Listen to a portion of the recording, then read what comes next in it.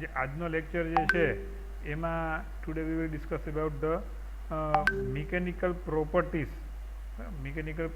Of the material. તો mechanical properties જે છે કોને કહેવાય? તો the mechanical properties of a metal are those properties that involve a reaction to an applied load. તો જે જ્યારે લોડ કોઈ એપ્લાય કરવામાં આવે, બરાબર છે, તો એ વખતે એ જે છે એને આપણે એમાં જે પ્રોપર્ટીઝનું જે છે ઇન્વોલ્વમેન્ટ થતું હોય છે, જે પ્રોપર્ટીઝ જે છે પિક્ચરમાં આવતી હોય છે, એને મિકેનિકલ પ્રોપર્ટીઝ આપણે કહેતા હોઈએ છીએ. જેમ કે ઇલેક્ટ્રિક કરંટ પસાર કરવાનું આવતું જ નથી કોઈ જગ્યાએ, તો ઇલેક્ટ્રિકલ પ્રોપર્ટી એ વસ્તુ અલગ થઈ ગઈ. પછી કેમિકલ પ્રોપર્ટી કેમિકલના રિએક્શનમાં આવે ત્યારે જ એની જરૂર પડે, તો કેમિકલ પ્રોપર્ટી એને કહેવાતી હોય છે, બરાબર છે. તો એવી રીતે અલગ અલગ પ્રોપર્ટીઝ હોય, mechanical property, electrical property, chemical property. તો આપણે ફક્ત મિકેનિકલ પ્રોપર્ટીની વાત કરવાના છીએ. તો મિકેનિકલ પ્રોપર્ટી જે છે એ કન્સિડર ક્યારે થાય કે જ્યારે એમાં કોઈ પણ મટીરિયલ ઉપર કોઈ પણ ફોર્સ એપ્લાય કરીએ ત્યારે, બરાબર. તો mechanical properties of matter determine the range of usefulness of material and establish the service life that can be expected.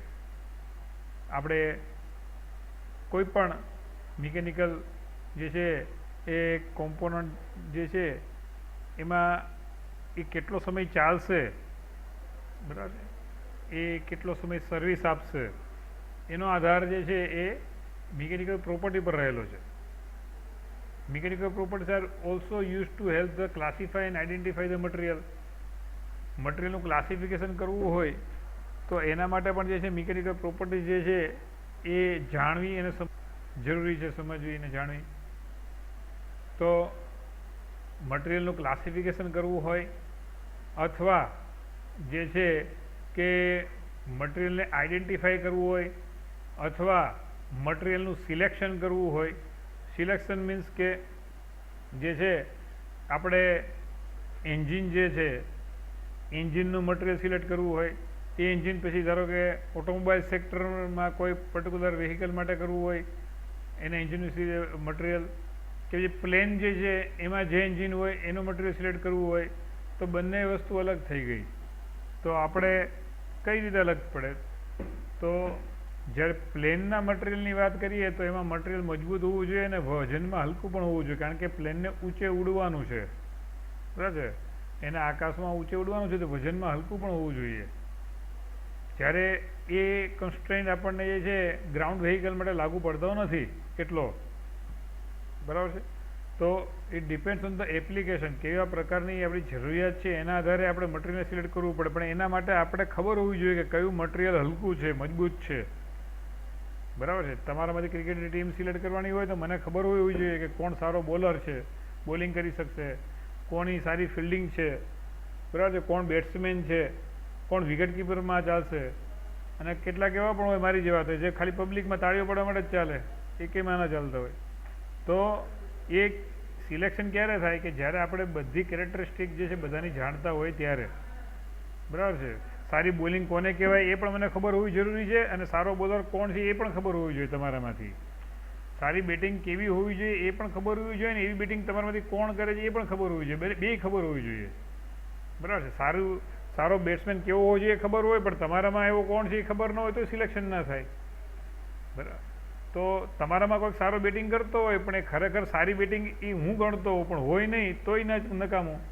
એટલે આઈડિયલી આપણે જે કંઈ પણ પ્રોપર્ટી છે એ પણ આપણને એની વિશે નોલેજ પણ હોવું જોઈએ, અને એ પ્રોપર્ટી જે છે કઈ મટીરિયલમાં છે અથવા તો જે તે મટીરિયલમાં કેવા પ્રકારની પ્રોપર્ટીઝ છે એ પણ આપણને નોલેજ હોવું જોઈએ. તો એની વાત આપણે અહીંયા કરી. અને ત્રીજું લખ્યું છે કે the most common properties considered are strength, ductility, hardness, impact, resistance and fracture toughness et cetera.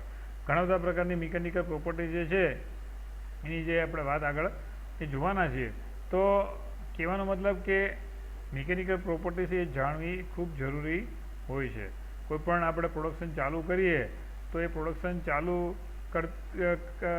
કરતાં પહેલાં આપણે જ્યારે ડિઝાઇન કરીએ તો એ ડિઝાઇનની વાત કરીએ ત્યારે આપણે મટીરિયલ સિલેક્શન પણ કરવું પડે, તે મટીરિયલ સિલેક્શન કરતી વખતે આપણે પ્રોપર્ટીઝ જાણવી ખૂબ જરૂરી હોય છે. કયા કયા પ્રકારની પ્રોપર્ટીઝ છે મિકેનિકલ પ્રોપર્ટીઝ, તો એ આપણે એક પછી એક જોઈએ છીએ. તો અહીંયા પહેલું જે છે એ છે એ સ્ટ્રેન્થ, બરાબર છે. તો સ્ટ્રેન્થ મતલબ કે આપણે સાદી ભાષામાં કહીએ તો એનો તાકાત થાય. પણ વોટ ઇઝ સ્ટ્રેન્થ? તો it is the ability of a material to resist failure under working condition. મટીરિયલને જે ફેલ્યુર એટલે ભંગાણ, એટલે કે બટકવું, તૂટવું, એ જે ફેલ્યુર જે છે એને રેઝિસ્ટ કરવાની જે છે એ એબિલિટી છે એને સ્ટ્રેન્થ કહેવાય, એક જાતની તાકાત. Number 2 ductility. ડક્ટિલિટી કોને કહેવાય? It is the ability of a material to be drawn into wires. મટીરિયલને જે છે આપણે જો પાતળા વાયરમાં આપણે એને ખેંચીને એને કન્વર્ટ કરી શકીએ વાયરની અંદર, તો એ મટીરિયલ ડક્ટાઇલ છે એવું કહેવાય. મટીરિયલ ડક્ટાઇલ છે એવું કહી શકાય, અને મટીરિયલની એ પ્રોપર્ટીને ડક્ટિલિટી કહેવાય, બરાબર છે. Ductility is the ability of a material to be drawn into wires, બરાબર છે. એટલે એમાં શું થાય કે એનો ડાયામીટર ઘટે એટલે ક્રોસ સેક્શનલ એરિયા ઘટે અને લંબાઈ વધે.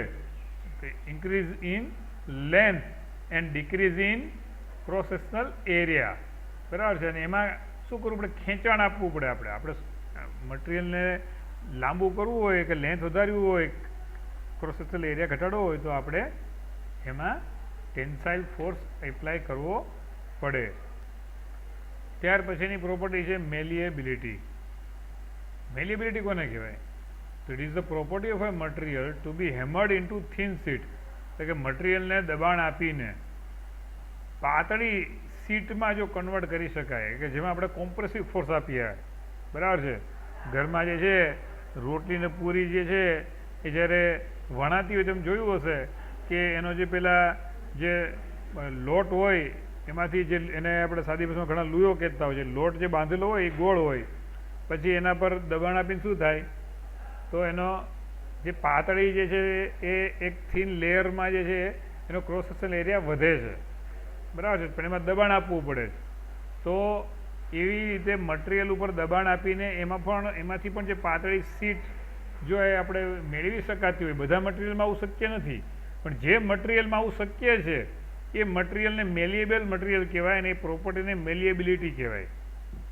તો જે તે મટીરિયલને આપણે દબાણ આપીને એમાંથી જો પાતળી શીટ બનાવી શકાય તો એને મેલિએબિલિટી કહેવાય. પછી છે બ્રિટલનેસ. બ્રિટલનેસ એટલે શું? તો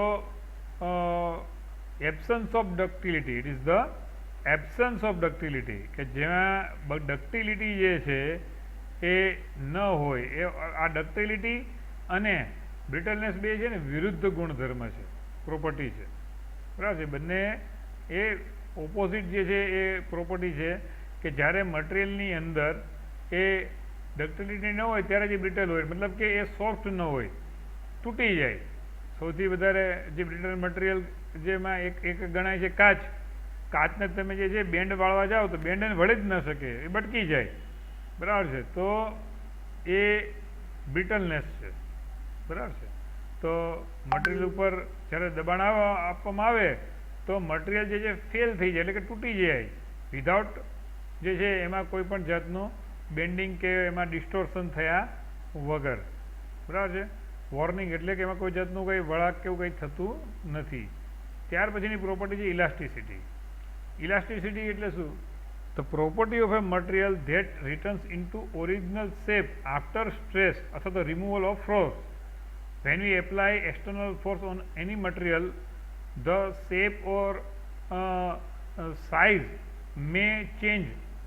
બરાબર છે. એમાંથી કોઈ પણ એનો આકાર કે એની સાઇઝમાં ફેરફાર જોવા મળે, but after removal of external force material may returns to its original shape. Material પોતાનો ઓરિજિનલ શેપ પાછો મેળવતી હોય છે, તો એને ઇલાસ્ટિસિટી કહેવાય. રબરને તમે ખેંચો, રબર બેન્ડ હોય છે, બરાબર છે, તેને આપણે ખેંચીએ તો ખેંચાય, પછી જેવો આપણે છોડી દઈએ તો પાછું પોતાની ઓરિજિનલ શેપમાં આવી જાય, તો એને કહેવાય ઇલાસ્ટિસિટી. એટલે આપણે ઘણીવાર જે છે બધા સાદી ભાષામાં જે છે તો એ ઇલાસ્ટિક બોલતા હોય, ઇલાસ્ટિક આપવો હોય, બરાબર છે. એટલે કે એક રબર છે એ અમુક અથવા તો મેટલ પણ અમુક ચોક્કસ લિમિટની અંદર એ ઇલાસ્ટિસિટીનો ગુણ ધરાવતી હોય છે, બરાબર છે. તો મટીરિયલ ઉપર ફોર્સ આપણે આપીએ એટલે મટીરિયલનો જે છે આકાર જે છે એ ચેન્જ થાય, અને જેવો ફોર્સ લઈ લેવામાં આવે તરત જ મટીરિયલ જે છે એ પોતાનો મૂળ આકાર ધારણ કરતું હોય છે. ત્યાર પછીની જે પ્રોપર્ટીઝ જે છે એ છે પ્લાસ્ટિસિટી.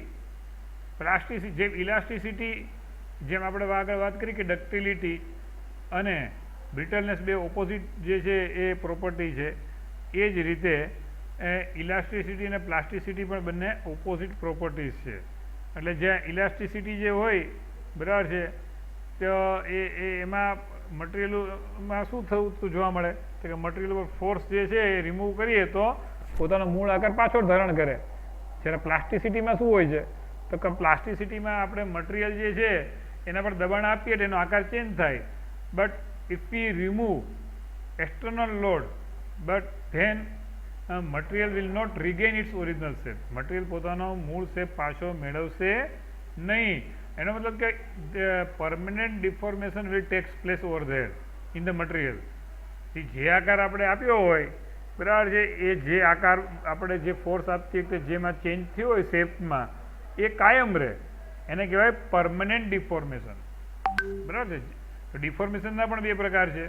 એક જે છે એ ઇલાસ્ટિક ડિફોર્મેશન અને બીજું જે છે એ ઇલાસ્ટિક ડિફોર્મેશન અને બીજું છે પ્લાસ્ટિક ડિફોર્મેશન. ધારો કે આપણે અહીંયા જોઈએ કે એક છે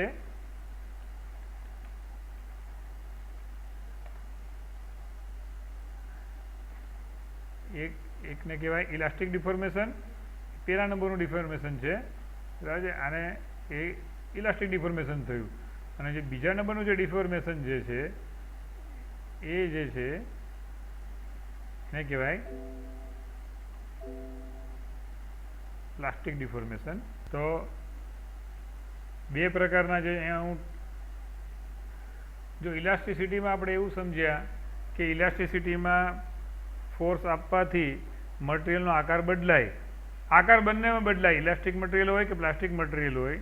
પ્લાસ્ટિસિટી હોય પ્રોપર્ટીઝ તરીકે કે ઇલાસ્ટિસિટી હોય, બંનેમાં ફોર્સ એપ્લાય કરીએ એટલે આકાર બદલે. ડિફરન્સ ખાલી એટલો છે કે ફોર્સ લઈ લઈએ ત્યારે ઇલાસ્ટિક મટીરિયલ જે છે પોતાનો મૂળ આકાર પાછો ગેઇન કરે, અને પ્લાસ્ટિક મટીરિયલ હોય મતલબ કે પ્લાસ્ટિસિટી જે પ્રોપર્ટીઝ હોય ધરાવતી મટીરિયલ એમાં મટીરિયલ ફોર્સને દૂર કરીએ તો એ પોતાનો ઓરિજિનલ શેપ પોતે મેળવે નહીં, એવો ને એવું જ રહે, બરાબર છે. હવે ઘણા એવા જે છે મટીરિયલ જે છે સોફ્ટ મટીરિયલ છે, આપણે વાત કરી કે જેમ કે પાતળો વાયર હોય, આયર્ન રોડ પાતળો 1 mm નો ડાયામીટર હોય, એને તમે બેન્ડ કરો તો એ બેન્ડ થઈ જાય, પછી પાછો તમે જે છે એ છોડી દો તો પોતાનો મૂળ આકાર ધારણ નહીં કરે, બરાબર છે. સ્પ્રિંગ છે તો સ્પ્રિંગને દબાવશો તો એ દબાવશે, પણ જેવો તમે ફોર્સ લઈ લેશો તો એ પોતાની જે છે એ ઓરિજિનલ આકાર લઈ લેશે. તો એને ઇલાસ્ટિક ડિફોર્મેશન કહેવાય. ઇલાસ્ટિક ડિફોર્મેશન મતલબ કે જે ડિફોર્મેશન એટલે આકાર બદલવું. તો એવું ડિફોર્મેશન એટલે એવો આકાર ચેન્જ થાય કે જેમાં મટીરિયલ જે છે એ પોતાનો મૂળ આકાર પાછો ધારણ કરી લેતું હોય તો એને ઇલાસ્ટિક ડિફોર્મેશન કહેવાય, નહીંતર એને પ્લાસ્ટિક ડિફોર્મેશન કહેવાય, બરાબર. તો એ રીતની વાત છે. હવે ત્યાર પછીની ડેફિનેશન જે છે ટફનેસ. ટફનેસ એટલે શું સર? તો ટફનેસ કોને કહીશું તો the ability of material to absorb load, shock etcetera. Material ઉપર જે છે આંચકો લાગે ને, આંચકો મટીરિયલ ઉપર જ્યારે શોક લાગે, મતલબ ધારો કે તમે બેન્ચ ઉપર બેઠા છો, બરાબર છે, તો તમે ખુરશીમાં અથવા તો લાંબી બેન્ચ હોય એમાં 2 જણા 3 જણા બેસો તો તમે બેઠા છો તો એ કેવો છે, એ સ્ટેટિક લોડ છે. પણ તમે કૂદકા મારો તો એ ઇમ્પેક્ટ લોડ કહેવાય, બરાબર, ડાયનેમિક લોડ કહેવાય, બરાબર છે. તો જે ઇમ્પેક્ટ લોડ જે છે એનાથી આંચકા લાગે. તમે તમારે હાથ ઉપર જે છે એ આપણે ઈંટ મૂકવામાં આવે, માથા પર લોકો મજૂરો ઈંટ લઈને જતા હોય તો એમાં પ્રશ્ન નથી, પણ એ 10-15 ઈંટ લઈને જતા હોય, પણ એમાંથી એક ઈંટ ધારો કે 10 ફૂટની ઊંચાઈએ મૂકવામાં આવે તો પ્રશ્ન ઊભો થઈ જાય. એક જ ઈંટ ઓલી 10 ઈંટ કાંઈ નથી પ્રશ્ન ઊભો કરતી, પણ આ એક ઈંટ 10 ફૂટની ઊંચાઈએ મૂકવામાં છોડવામાં આવે કોઈના માથા ઉપર તો એ પ્રશ્ન ઊભો કરે. તો વજન મહત્વનું નથી, પણ એ એમાં આંચકો છે, વિથ વેલોસિટી છે, force with velocity, impact load છે, બરાબર છે. તો એ જે છે એ સહન કરવાની ક્ષમતા જે છે મટીરિયલની, એને ટફનેસ કહેવાય. મટીરિયલનો જે છે ટફનેસ જે છે એ આંચકા સહન કરી શકાય, એનાથી મટીરિયલ આંચકા સહન કરી શકે છે. તો ઘણીવાર મોટા મોટા મશીન હોય, એનો જે સૌથી નીચેનો ભાગ હોય, જેને બેડ કહેવામાં આવે, પાયો, બેઝ કહેવામાં આવે, એના પર બધા શોક જે છે, જે કંઈ પણ મટીરિયલ આખું મશીન ચાલતું હોય, એના બધા આંચકા ત્યાં ટ્રાન્સમિટ થતા હોય. તો એ વખતે મટીરિયલનો એ જે બેઝ છે, પાયો છે, એનું મટીરિયલ એવું પસંદ કરવું પડે કે જેની ટફનેસ વધારે હોય, બરાબર છે. તો એને ટફનેસનો ગુણ કહેવામાં આવે. ત્યાર પછી છે હાર્ડનેસ. હાર્ડનેસ એટલે શું? મટીરિયલ આપણે ઘણી વાર કહીએ છીએ કે બહુ હાર્ડ છે, કઠણ છે. તો it is the ability of a material to resist scratches, marks and indentation et cetera, બરાબર છે. કોઈ કેમિકલ રિએક્શનની અસર એના પર સરફેસ ઉપર ઓછી જોવા મળે, કોઈ એના પર ટૂંકમાં માર્ક અથવા તો ઘસારા લીટસોટા ન થાય, બરાબર છે. આપણે લાકડામાં જે છે એ અણીદાર કોઈ વસ્તુથી જે છે આપણે દબાવીને લીટો કરીએ તો થાય, સ્ક્રેચીસ પડે, પણ લોખંડમાં ઓછો પડે. તો લોખંડ હાર્ડ કહેવાય. તો હાર્ડ એટલે શું કે જેમાં તમે કંઈ અંદર દાખલ ન કરી શકો, બરાબર. ઇન્ડેન્ટેશન એટલે શું? દાખલ કરવું, પેનિટ્રેશન. ખીલ્લી મારી હોય તો દિવાલમાં લાગે, રબરમાં લાગે, પ્લાસ્ટિકમાં લાગે, લોખંડમાં, બધામાં અલગ અલગ આપણે રેઝિસ્ટન્સ જોવા મળે. લોખંડમાં તો લોખંડમાં જાય જ નહીં, એકદમ હાર્ડ છે. તો ઇન્ડેન્ટેશન એટલે અંદર પેનિટ્રેટ કરવું, બરાબર છે. તો મટીરિયલ હાર્ડ કોને કહેવાય? કે જેમાં સ્ક્રેચીસ ન પડી શકે, જે મટીરિયલને, જે સ્ક્રેચીસને રેઝિસ્ટ કરવાની ક્ષમતા વધારે હોય, એબિલિટી હોય, અથવા તો પેનિટ્રેશન, માર્ક્સ જેને કહેવાય, અંદર કોઈક વસ્તુ જે છે દાખલ થવામાં એ અવરોધ ઊભો કરે, જેટલો અવરોધ વધારે એટલી મટીરિયલ વધારે હાર્ડ કહેવાય. તો એ હાર્ડનેસ છે. એની પણ જરૂર પડે. ક્યાંક હાર્ડનેસની જરૂર પડે, ક્યાંક સોફ્ટનેસની જરૂર પડે, ક્યાંક ટફનેસની જરૂર પડે, ક્યાંક પ્લાસ્ટિસિટીની જરૂર પડે, ક્યાંક ઇલાસ્ટિસિટીની જરૂર પડે. આપણે જે પ્રોડક્ટ બનાવવી છે અને જ્યાં વાપરવી છે, જ્યાં એની રિક્વાયરમેન્ટ છે, એ ઉપયોગિતામાં કેવી કેવી જરૂરિયાત છે, એના આધારે એ પ્રોપર્ટીઝ નક્કી થાય કે આ રીતની પ્રોપર્ટીઝ હોવી જોઈએ. કે ભાઈ મારે જે પાર્ટ મારા મશીનમાં અથવા તો મારે જે પાર્ટ મારી ડિઝાઇનમાં ઉપયોગ કરવો છે, એના પર એવા જે રીતની એની કામગીરી છે, એમાં મારે જરૂર શેની પડશે? કે ભાઈ મારે ટફનેસની જરૂર પડશે. ઓકે. બીજું શેની જરૂર પડશે? કે ભાઈ મારે જે છે એ હાર્ડનેસની જરૂર પડશે. ઓકે. પછી એ પ્રોપર્ટીઝ નક્કી થઈ ગયા પછી આપણે એ નક્કી કરવું પડે કે આ બધી પ્રોપર્ટીઝ કઈ મટીરિયલમાં છે, બરાબર છે. ઘણીવાર એક મટીરિયલમાં હોય તો એ મટીરિયલને પસંદ કરીને પછી એનાથી એ પ્રોડક્શન ચાલુ કરવામાં આવે. મટીરિયલનું સિલેક્શન આ રીતે થાય.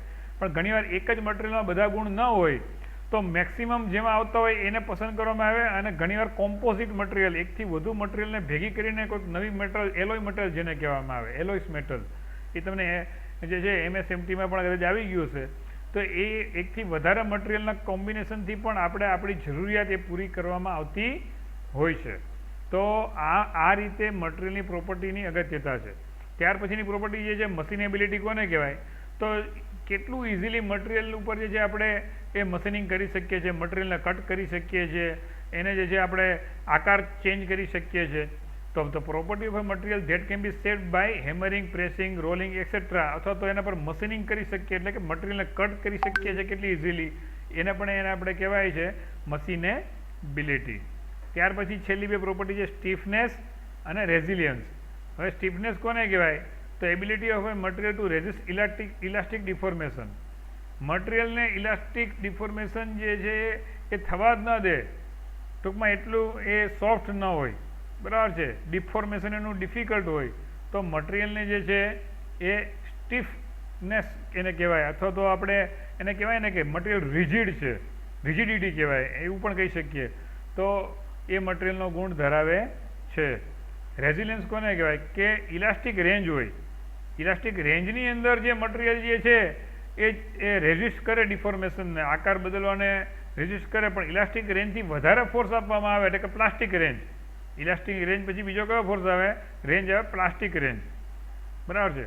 ધારો કે સ્પ્રિંગ છે, તો સ્પ્રિંગ છે એને તમે આપણે ખેંચીએ અને છોડી દઈએ એટલે પાછો પોતાનો મૂળ આકાર ધારણ કરે, પણ તમે એક લિમિટથી બહાર ખેંચો અને સીધો વાયર કરી નાખો એનો, તો પછી એ વાયરની પછી સ્પ્રિંગ પાછી બને નહીં. તો એક રેન્જ હોય, એક રેન્જ હોય. એ રેન્જની અંદર જે છે આપણે એમાં ડિફોર્મેશન કરીએ તો એ પાછોનો પોતાનો મૂળ આકાર ધારણ કરે, પણ એ રેન્જની બહાર તમે જે છે ફોર્સ એપ્લાય કરો તો એ પોતાનો મૂળ આકાર પછી ધારણ કરે, પૂરેપૂરો ન કરે, કદાચ આંશિક કરે અથવા તો ન કરે, તો એને કહેવાય પ્લાસ્ટિક ડિફોર્મેશન. તો રેઝિલિયન્સ એટલે શું કે ઇલાસ્ટિક ડિફોર્મેશન જે છે એની રેન્જમાં જે કંઈ પણ શેપ ચેન્જ થવાની પ્રોસેસને રેઝિસ્ટ કરવાની જે રેઝિસ્ટ કરવાનો ગુણ છે એને કહેવાય રેઝિલિયન્સ. બરાબર છે. તો આ રીતે અલગ અલગ મિકેનિકલ પ્રોપર્ટીઝ જે છે એની આપણે વાત જોઈ. થોડું જોઈએ છીએ કે તમારી બુકમાં નથી આ table. Which properties do the following material possess. આ બધી લેફ્ટ સાઈડ જે છે એ લેફ્ટ સાઈડ જે છે એ બધી મટીરિયલના નામ આપણને જોવા એ મળે છે, અને એ મટીરિયલ જે છે એ કઈ પ્રોપર્ટીઝ ધરાવે છે એ જમણી બાજુ છે. આ મુખ્ય મટીરિયલ્સ છે કે જે આપણે સામાન્ય રીતે રોજબરોજના જીવનમાં વપરાતું હોય છે. Aluminium, rubber, ceramics, steel, copper, lead, nylon, cast iron, wood એટલે લાકડું. તો એની પ્રોપર્ટીઝ કેવી છે એ આપણે જોવા મળે છે કે એલ્યુમિનિયમ કેવું છે તો કે લાઇટ છે. મેં કીધું ને કે તમારે બે વસ્તુ જાણવી પડે. પ્રોપર્ટીઝની કઈ પ્રોપર્ટીઝ જે છે એનું શું ગુણધર્મ છે, શું એનું એપ્લિકેશન છે એ પણ તમને ખબર હોવી જોઈએ. ટૂંકમાં પ્રોપર્ટીઝનું નોલેજ હોવું જરૂરી છે, અને એ પ્રોપર્ટીઝ કઈ મટીરિયલમાં છે, કયા મટીરિયલમાં છે એ પણ ખબર હોવું જોઈએ. બરાબર છે. તો ને તો જ જેમ કે આપણે એટલી ખબર પડી કે પ્લેનમાં મારે આપણે હલકી ધાતુ વાપરવી છે જે મજબૂત હોય અને હલકી હોય, પણ હલકી ને મજબૂત ધાતુ વાપરવી છે એટલી ખબર પડી, પણ એવી કઈ ધાતુ છે એ ખબર ન હોય તોય પ્રશ્ન. તો એ બંને ખબર હોવું જરૂરી છે. બરાબર છે. તો પ્લેનમાં ખાસ કરીને એલ્યુમિનિયમ કોમ્પોનન્ટ્સ વધારે વપરાતા હોય છે. શું કામ વધારે વપરાતા હોય છે? કારણ કે એલ્યુમિનિયમ જે છે એની સ્ટ્રેન્થ પણ વધારે છે અને એની લાઇટનેસ એટલે વજનમાં પણ હલકું છે. રબર છે કેવું છે? ઇલાસ્ટિક છે, ઇન્સ્યુલેટિવ પ્રોપર્ટીઝ ધરાવે છે, એટલે કે એ ઇન્સ્યુલેશનમાં પણ વપરાતું હોય છે. સિરામિક છે, થર્મલ રેઝિસ્ટિવિટી, એની ટૂંકમાં હીટ ટ્રાન્સફર ઓછું થવા દે છે. સ્ટીલની મુખ્ય પ્રોપર્ટી કઈ છે તો એની તાકાત. કોપર, કન્ડક્ટિવિટી, બરાબર છે, કોરોઝન રેઝિસ્ટન્સ, ઇલેક્ટ્રિક કેબલમાં વપરાતા હોય છે. લીડ એ હાઈ ડેન્સ છે, ડક્ટિલિટીનો ગુણ ધરાવે છે. નાયલોન જે એની સ્ટ્રેન્થ વધારે છે, ટફનેસ છે. કાસ્ટ આયર્ન છે એની ડેમ્પિંગ કેપેસિટી વધારે છે. બરાબર છે. કાસ્ટ આયર્નનો બેઝ પણ બનાવવામાં આવતો છે મોટાભાગના મટીરિયલ મશીનોમાં. વુડ એટલે કે લાકડું તે ઇન્સ્યુલેટિવ છે, એન્વાયરમેન્ટલ ફ્રેન્ડલીનેસ છે. તો આ બધી મુખ્ય જે છે કંઈ પણ પ્રોપર્ટીઝ જે છે મટીરિયલ જે છે એની વાત કરી. હવે એ કઈ જગ્યાએ વપરાતું હોય છે બરાબર એની પણ આપણે વાત જોઈએ. તો એપ્લિકેશનની જો આપણે વાત જોઈએ તો એલ્યુમિનિયમ જે છે મેં વાત કર્યા પ્રમાણે ક્યાં વપરાય છે તો કે એરક્રાફ્ટમાં, વિન્ડો ફ્રેમમાં, હવે તો સ્લાઇડિંગ વિન્ડોમાં પણ એલ્યુમિનિયમ આવે છે. બરાબર છે. ફોઇલ બનાવ્યું હોય તો રબર ટાયરમાં વપરાય છે. સીલ કે ગાસ્કેટમાં યુઝ થતો હોય છે. સિરામિક્સ છે તો એ ફર્નેસમાં, પછી ઈંટ બનાવવામાં વપરાતું હોય છે એનો પોર્શન. પછી સ્ટીલ છે તો સેક્શન અલગ અલગ હોય છે. સ્ટીલના સેક્શન, સ્ટીલના પાઇપ હોય છે. કોપર પાઇપ ને કેબલમાં વપરાય છે. પછી લીડ જે છે તો એ બેટરીની અંદર જે આપણે ઇલેક્ટ્રિસિટી સ્ટોર કરીએ છીએ તો એમાં વપરાતું હોય છે. રેડિયેશન પ્રોટેક્શનમાં પણ વપરાય છે. બુલેટ્સમાં પણ વપરાય છે. બરાબર છે. પછી નાયલોન જે છે તો નાયલોનના દોરડા, કપડાં પણ બનતા હોય છે. કાસ્ટ આયર્ન છે તો એન્જિનના બ્લોક, આ જે છે ઉપર આઈસી એન્જિનનો જે ફિગર દેખાડી છે તો એના એન્જિનના બ્લોક કાસ્ટ આયર્નથી બનતા હોય છે. વાલ્વ્સ પણ એમાંથી બનતા હોય છે. લાકડું છે તો એમાંથી આપણે ફર્નિચર ને બધું બનાવતા હોય છે. ઘણી બધી વાસ્ટ એપ્લિકેશન છે. તો these are the basic materials and its applications. બરાબર છે. Which are shown over here. તો એ અહીંયા બતાવેલું છે. બરાબર.